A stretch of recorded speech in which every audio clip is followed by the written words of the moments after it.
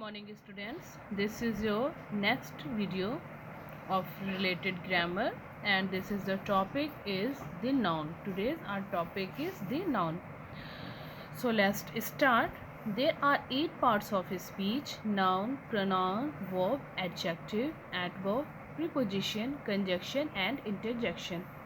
Parts of speech जो होते हैं वो 8 होते हैं: noun, pronoun, verb, adjective, adverb etcetera. यहाँ पर जितने भी दिए हुए 8 नेम, ये सारे जो होते हैं पार्ट्स ऑफ स्पीच होते हैं। So we start the first part of parts of speech, noun. Noun is the name of a person, animals, things, feeling, idea और state of the mind as Daksh, zebra, New York, laptop, pen, beauty, happiness. ऐसी चीज़ें, ऐसी thing, ऐसा person, ऐसा animal जिनका name पता हो, ideas हो, फीलिंग हो, ठीक है, तो ऐसे वर्ड्स को नाउन कहते हैं. Noun is the name of any person, place और thing, feeling, ideas, state of the mind etcetera. What is kinds of, how many kinds of noun? तो there are 5 kinds of noun: proper noun, common noun, collective noun, abstract noun and material noun. So firstly we know about what is proper noun. Proper noun is a name of a particular person, place or thing. Proper noun जो होते हैं ऐसे noun को show करते हैं जो particular किसी person के लिए, प्लेस के लिए और थिंग्स के लिए यूज़ किया जाए. For example, India is my mother land. India एक पर्टिकुलर कंट्री का नेम दिया जा रहा है, so it is a proper noun. Einstein was a great scientist.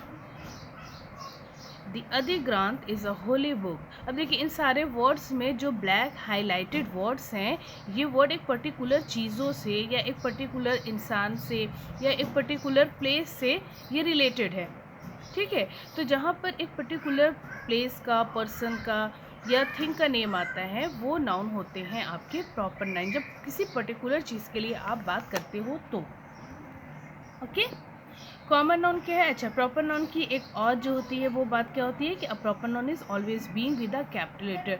Always ये कैपिटल लेटर से स्टार्ट होते हैं, चाहे वो वर्ड के बीच में हो, फर्स्ट में हो, लास्ट में हो, कहीं भी हो, बट अगर प्रॉपर नाउन है तो ये हमेशा कैपिटल लेटर से ही स्टार्ट होंगे. नेक्स्ट क्या है हमारा? Common noun. A common noun is a name given in common to every person, animals, things. यानी कि ऐसे नाउन जो किसी सभी पर्सन के लिए, सभी एनिमल्स के लिए और सभी थिंग्स के लिए यूज़ किए जाते हैं, उस काइंड के, सेम काइंड के. For example, it is an interesting book. अब वो बुक जो है, चाहे वो स्टोरी बुक हो, चाहे होली बुक हो, चाहे आपकी कोर्स की बुक हो, बट बुक है तो बुक ही यूज़ किया जा रहा है ना.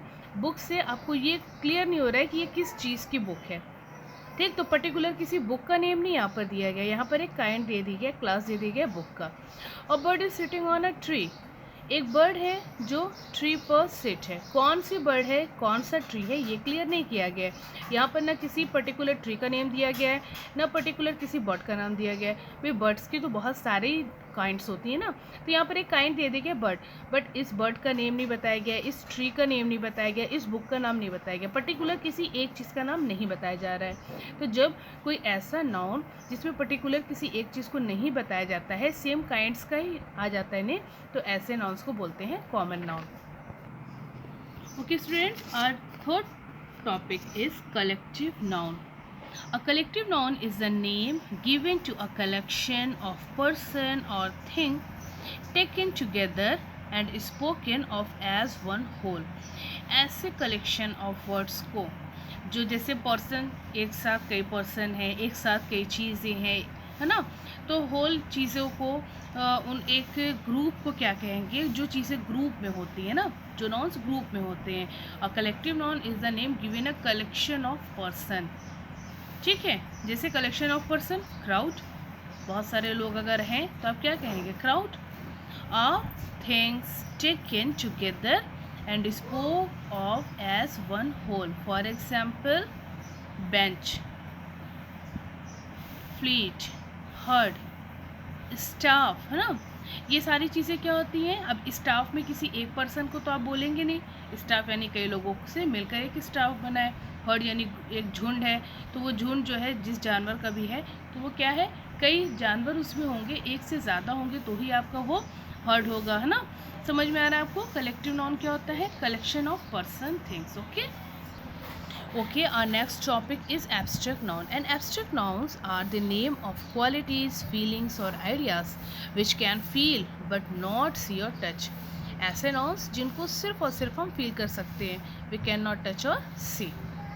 Okay, abstract nouns are the name of qualities, feeling, ideas which we can feel but not see or touch. सिर्फ और सिर्फ feel कर सकते हैं, ना उन्हें touch कर सकते हैं, ना उनको feel कर सकते हैं. Words like beauty, ब्यूटी आप क्या कर सकते हैं, छूस के देख सकते हैं, सी कर सकते नहीं, आप इसको क्या करेंगे, आप इसको सिर्फ फील करेंगे. अगर आपको कोई इंसान दिखा, yes she is very beautiful, है ना. Joy, sorrow etc. are the all abstract noun. We can feel this emotion but not see or touch them. Noor Jahan was known for her beauty. Beauty in this sentence, beauty is abstract noun. He is full of anger. Anger क्या कर सकते हैं, आप feel कर सकते हैं ना, तो ये आपका एंगर क्या है, एब्स्ट्रैक्ट नाउन.